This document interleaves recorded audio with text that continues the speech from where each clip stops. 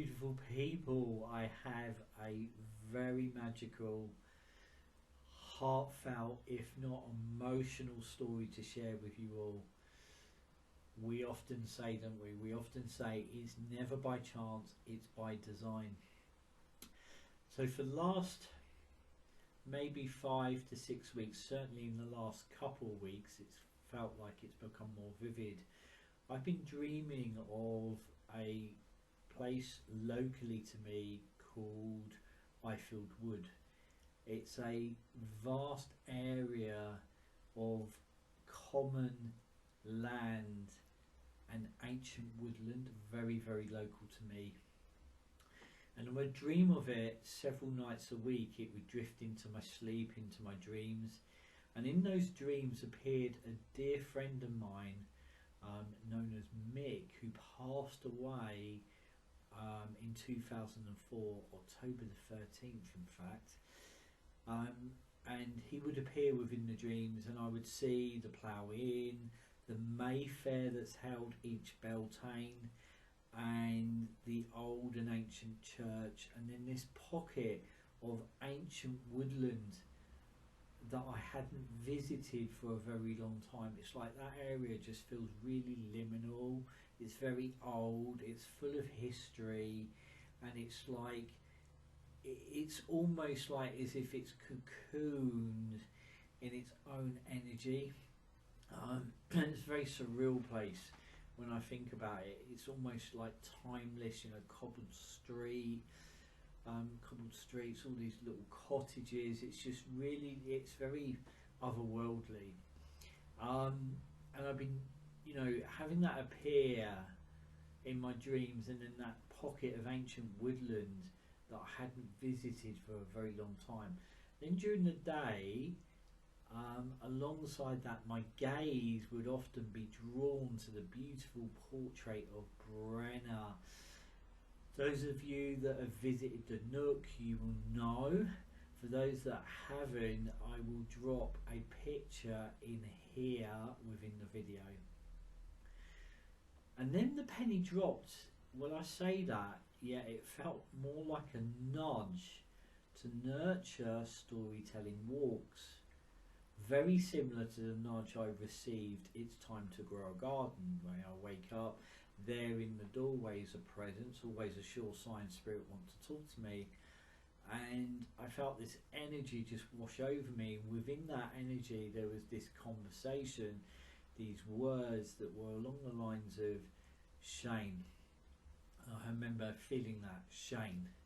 It's like this intentional Shane. You've grown many things, you've touched many lives, but now it's time to grow a garden. And in all these coincidences unravelled and unfolded, that led me to the medicine garden that we have now. You know, so it was like, it was a call to action. And this felt the same. So I'd have this, during the day, my gaze would be drawn to that beautiful portrait. And I felt that these storytelling walks were being nudged, and I felt it would be for midsummer, summer solstice, which happens this year to be aligning just alongside a full moon. And then the story came. Coat of Stars, the Coat of Stars, featuring an encounter with the Fae. And when I say the Coat of Stars, see if you can picture that, a coat full of stars. I wonder what that looks like for you, how that conjures up in your imagination. Featuring the story, featuring an encounter with the Fae and an old medicine woman called Biddy Early, who's a folk legend, who hosts a party on Midsummer's Eve, and the most unexpected guest arrives and ends up dancing with the entire village. Just gotta love that. That is very, very midsummer-like. So it being a story of such ilk, ancient woodland was calling.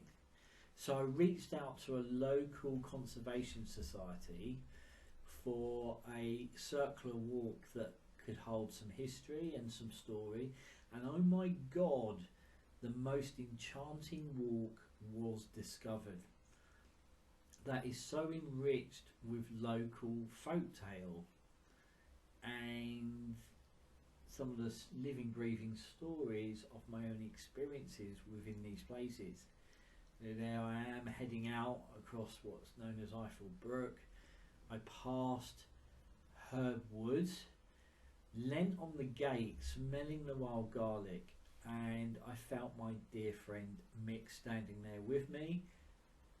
And going back together with another friend of ours, we would come up to Herb Wood way before we knew its name, and we used to hold ceremony on full moons.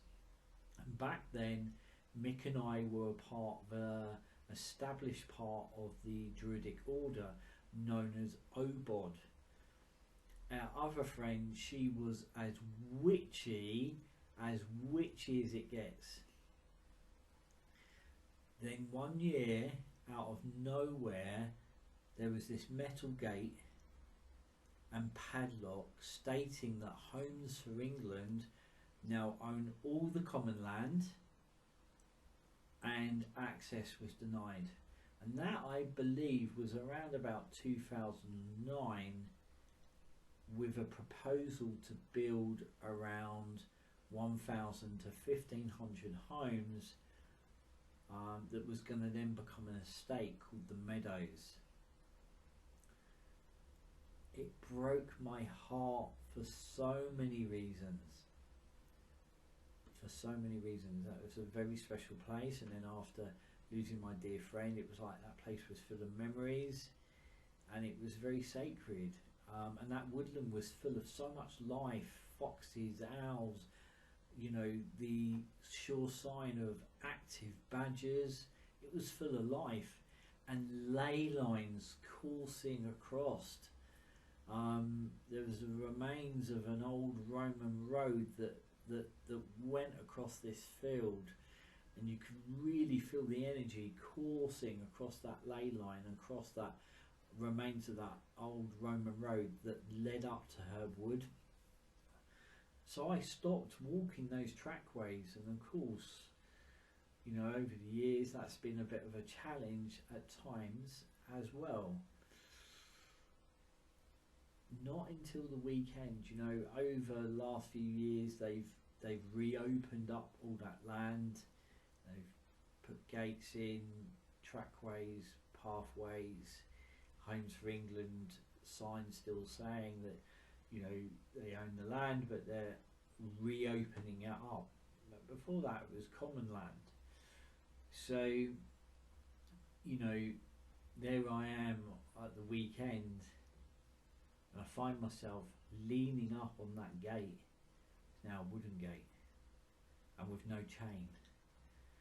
And I realised I could cross that boundary and threshold, and magically, and so I did. And I knew I was not alone. I was with Mick and Brenner at my side. And as I entered Herb Wood, gosh, does it live up to its name. It was full of so much wild garlic, and there was bluebells, and I could hear a woodpecker, and the most magical trees. It felt so special and hugely emotional. I had been guided back, and this is the thing, you know, our dreams are not just dreams. Those daydreams are not just daydreams. Sometimes they are, but quite often they're not. It's like paying attention to those dreams. They carry potent messages at times. Now I was gently retracing my steps, and I continued on that circular walk, and after winding my way along tracks and trails and a little country lane, passing this beautiful cottage called Rose Cottage, I reached the most enchanting bluebell wood, known as Hilltop Bluebell Wood. that was approached by a lovely little network of paths and drover tracks that come midsummer the bluebells would have come and gone, yet it will be as magical as the view over the Weald is breathtaking.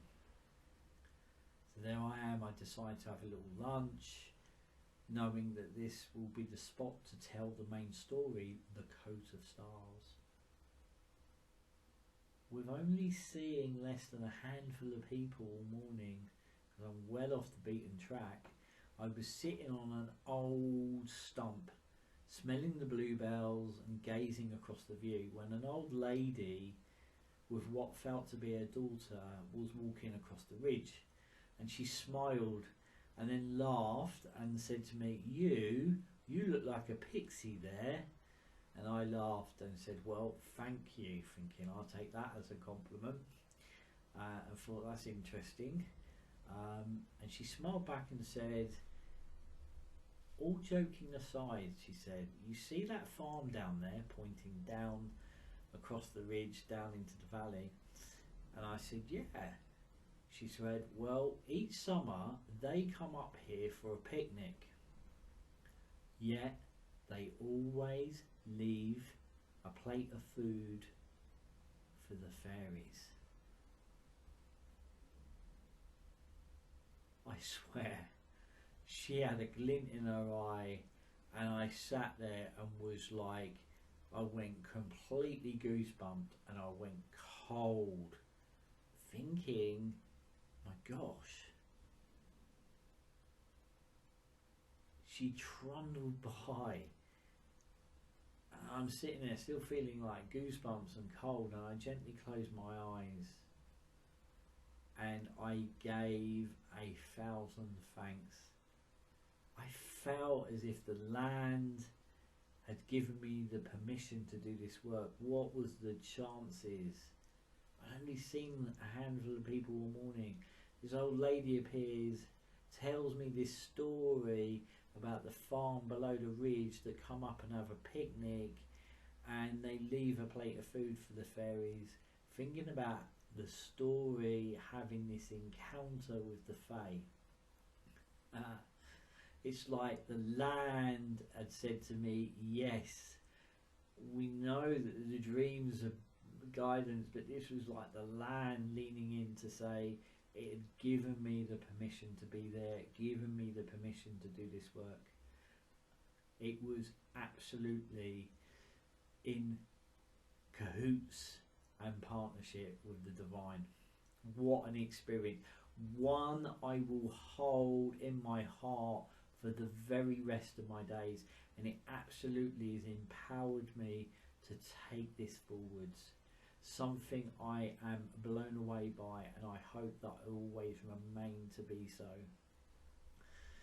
You know, who would have thought it? So I look at that farm and think, there's people down there that are honouring the same pathways, that they are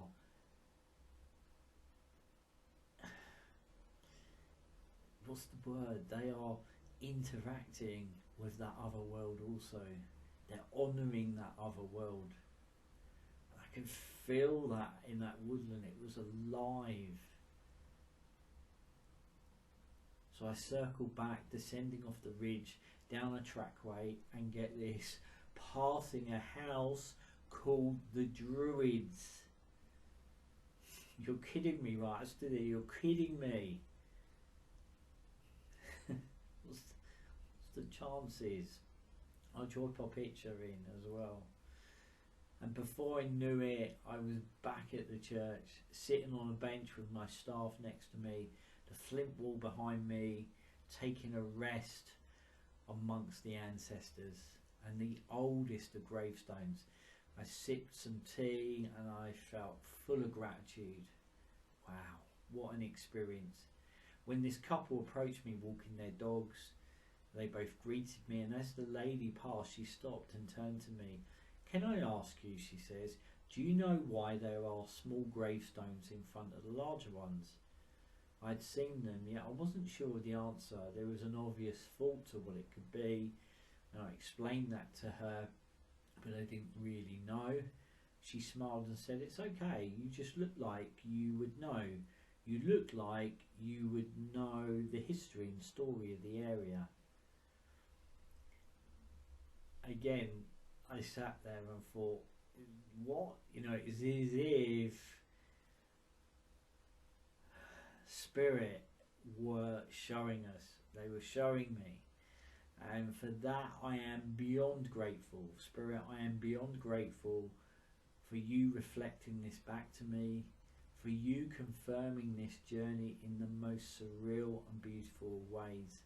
And as I always say, the innate has a sense of humour. It's a long but beautiful story in preparation for a very magical midsummer story. And importantly, I leave you with this. Importantly, not forgetting to walk and share stories along these song lines, these dream lines, these ley lines feels like a beautiful act of resistance. You know, all that land has been reopened up. It feels like a beautiful act of resistance as that precious land has and continues to be entangled with the threat of large-scale building development, and has done for years and years. So I feel in my heart that by walking these song lines, ley lines and dream lines, we somehow uphold goodness and a possible balance. And if you come with me and join me on the Midsummer Walk, just maybe, if it's a walk you're inspired by, and I'm sure you will be, you'll do it again, and you'll share it with friends, and you'll share it with family.